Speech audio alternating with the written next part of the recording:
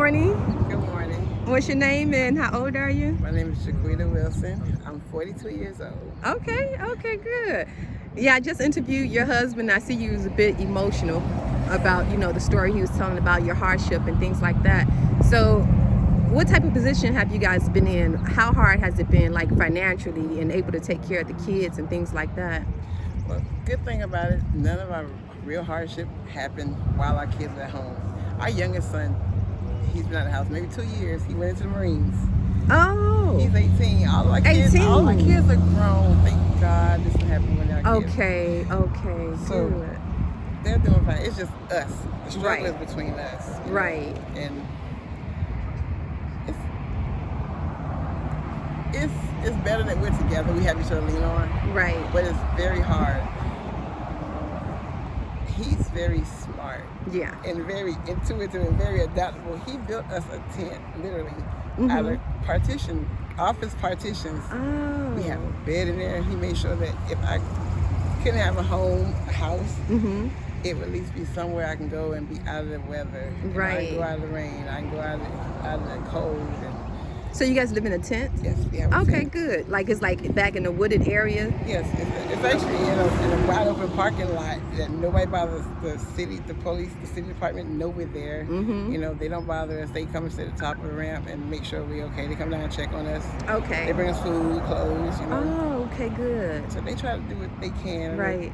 We don't expect nobody to hand us anything, but we appreciate the gifts. Right, exactly. That's good. I've seen some really creative tents too, especially like out in California, how they get really innovative where they have like a stove and things like that. Now, you don't have electricity. Do you have a generator? No, we don't have a generator. We cook on the grill. Okay. We cook on the grill. That's the best. And we have lighting from, just lights. We have battery operated lights that keep us out of the Okay. dark. All right. And then like where do you shower and things like that? He builds a back shower. He built a shower? We have tarps Okay. that we spread over, and they're set up on poles. It's enclosed, and we took watering cans, and he had where you just pull a string, the watering can comes down, it just sprays just like a shower. That's very innovative. That's what I'm talking about. We have to learn how to survive out here. If you don't learn how to survive, you will fall under. Right. I mean, you will succumb to your circumstance. Right. And I refuse to succumb to my circumstance. I've been through too much to give up now. Right. Absolutely. Yeah, that's good. So where are you from originally? I'm from Savannah, Georgia, originally. Yeah, that's one of my favorite places to visit. I love My Savannah. hometown. Okay. All right. So you ever thought about going back there where the weather is warmer? Okay. No. All right. Too many bad memories I left there. Oh, okay. I left too many bad memories behind. 2 days from my 11th birthday, my mom was shot execution style. Oh. And that unraveled my whole life. Right. Did you witness it? No, I didn't. Okay. I didn't witness it, but it changed my whole life. I went from living moderately decent. My mom was an RA. She was the only one of my grandmother's children to ever graduate college. Right. My uncle was on crack real bad, and my auntie, she was drinking real bad. And so my mom was just like she was my rock. Right. And when she was gone, everything fell apart. How old were you when that happened? I was 10. I was 2 days from my 11th birthday. Oh, 2 days from your 11th birthday. Oh, wow. Yep, August 22nd. And then where did you go? I went to stay with her mother. Okay. In Savannah? In a condemned house. Okay. It was condemned by the state. It had holes in the ceiling. We had no hot water. You had no heat. It was a wreck. And it was because my uncle, he stole everything. If it wasn't nailed down, he would steal it and sell it. I mean, you couldn't have nothing in the house. He had an addiction. He had a very, very bad addiction to Yeah. crack. I mean, it was bad. My grandma gave him everything. She would give him the world. She didn't care about nothing else but him. And yeah. Your grandmother still living? no, he drove her to 2 strokes. One put her in a nursing home, and he went to nursing home still bothering her and gave her one in the nursing home. So yeah, I hear stories like that a lot. And then what about your uncle? Is he still living? He's still living. He's Still doing the same thing? No, he's clean. Oh, he's clean. He's clean. Wow. I have a lot of hatred for the things he did to me, and my grandmother as kids. Yeah. You know? But I'm grown now and I understand. I've seen the world. You know, I've been around. I've seen the world and I understand. Right. So I forgive him. At least he did the right thing to straighten himself out. Right. Yeah, that's awesome. He's trying. He's trying. Every now and then he slips. Okay. And we are human. We make mistakes. Right. But he gets back up and dusts stuff off and he starts over. So. Okay. So when you guys were raising the boys, you had stable housing. Oh yes, we had okay. Beautiful house. Yeah. We had a little Santa Maria Island. We had a beautiful house on the beach. Yeah.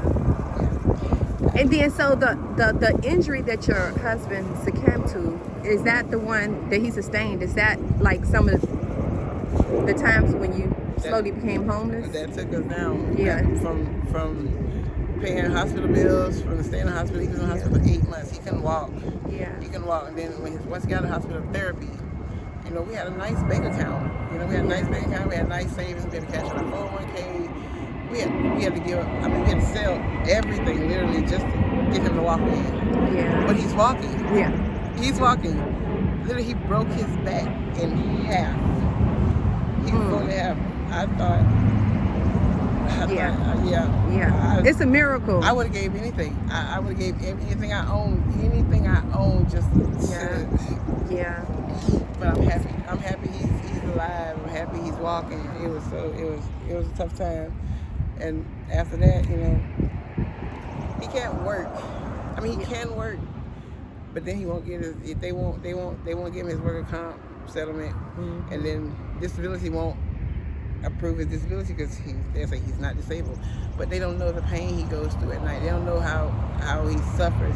If you look at how he walks, you know, he's gotten shorter because his back. He got degenerative disc, and it hurts him so bad. And then what about when he's sleeping? Are you guys sleeping on like an air mattress or? No, we have a Serta phone. We have a Serta memory foam mattress. Okay, good. Someone gave us that mattress. Oh. It's a big queen size mattress. Okay. We put them up on pallets to keep it off the ground when it rains. Right. It's still got water. Okay. All right, that's good. And I know you guys been an interracial couple, and as he explained to me that someone jumped on you at the gas station. Yeah, 2 females jumped on me. They have been threatening me and talking a lot of noise, you know, telling me I'm a sellout, I'm a traitor.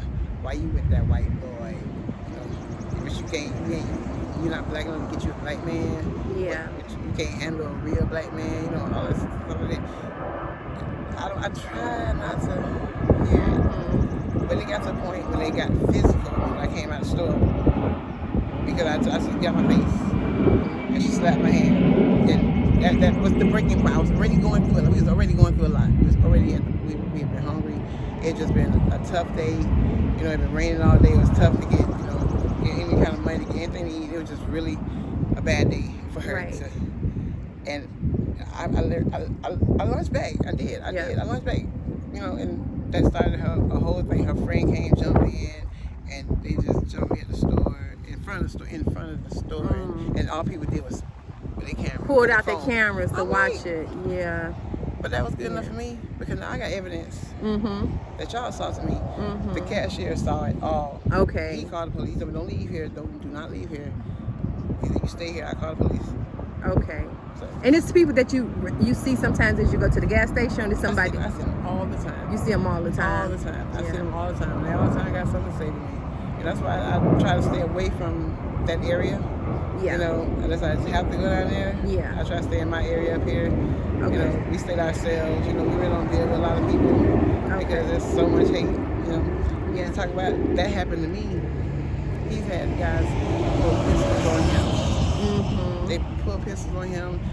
The guys at this barbershop up here jumped him. They told him, "We're gonna take that black queen away from you. What? You don't deserve her." You know, it's none of their business. Why is it anybody's business who I choose to love or who he chooses to love? Right.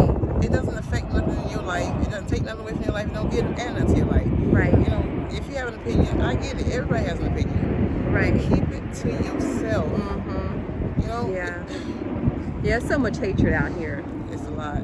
And there's enough people to love. You know? There's enough single women and single men for everybody to have their own. You know, and the people loved as much as they hated. Yeah. this world would be so much better. Right. You know, so much better. We don't have much, but when we get stuff, you know, walking up and down these streets, I've never been nowhere. I walked up and down the street and found so much nice things. I mean, I found Jordans, you know, name brand clothing. You just found them on the road? Found them. People throw them in the bushes. They take off their clothes, throw them in the bushes. Shoes. We up at the gas station. We found a whole duffel bag full of shoes, Nikes, and what? If I have something, I got a social worker that we're working with. Yeah. So I clean them up when she come. I say, here, if you know somebody that needs the help, here, if they got kids, you know, find little kid shoes, little kid clothes, you know. Why do you think people throwing new stuff out the car? They don't appreciate. They do not appreciate when they don't know what it's like to not have. I think. Right. Because if you knew what it was like to not have, you wouldn't just throw away nice things. I found a nice leather jacket. I mean. And nothing wrong with the jacket. Nah, if things was wrong with that jacket, when it was cold. Right. I found a lot of jackets. Yeah. I mean, we stay warm. Yeah. Blankets. You know, they don't not appreciate. Right. And I appreciate. You know, a lot of people out here begging and bumming. People bring them food. They leave it on the sidewalk because what they want money for to go run and get. Go get the store. Go get drugs. Yeah, well, I come along. I pick that food up. I'm taking it home. Yeah. Yeah. So, you know, it's just people don't know how to appreciate it. Right. That's all. So what resources, are you working with any agency that where you can go get food? Because you know there are food banks where you could go. Some of them you pay maybe $10 and they'll give you like a trunk load of food. Do you know of any organizations like that? If not, I do know of some, but it's not on this side of town. We had one that was working, but the lady had a pantry over here. Okay. Love You a Little More, Loving You a Little More was the name of her pantry. Okay. She was doing good. She would give you plenty. We got plenty of food. You know, walk over there, get 2 big bags of food. You know, bag of frozen chicken, bread, canned goods. You know, little snacks. You know, yeah, lunch meat, cheese. But for some reason, she closed down. Okay. And one day, she just closed down. All right. About a month ago. And that's your last. That you haven't found a place since. I have. One of my other homeless friends told me about one up the street behind the food market. Okay. It used to be the old Piggly Wiggly. Yes. And you can go 3 times a week. Okay. And they give you plenty of food. You go in and pick 2 meats.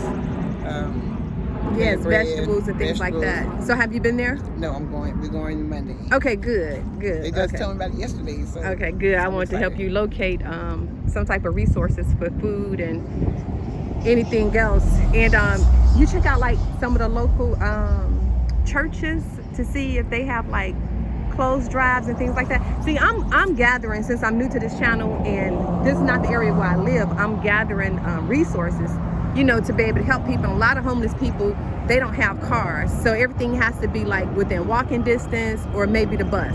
And some people not able to get on the bus, you know. So I'm trying to help them find something local. Yeah, we have a few people that help us out. There's a church over in the corner. It's a Hispanic church.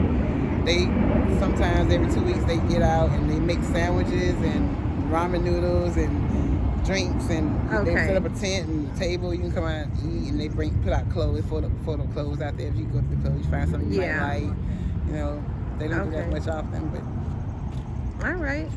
So, did you try one more thing? Did you try Gateway? I've never heard of Gateway. It's in Atlanta, and they help you find your they help you obtain your ID as well.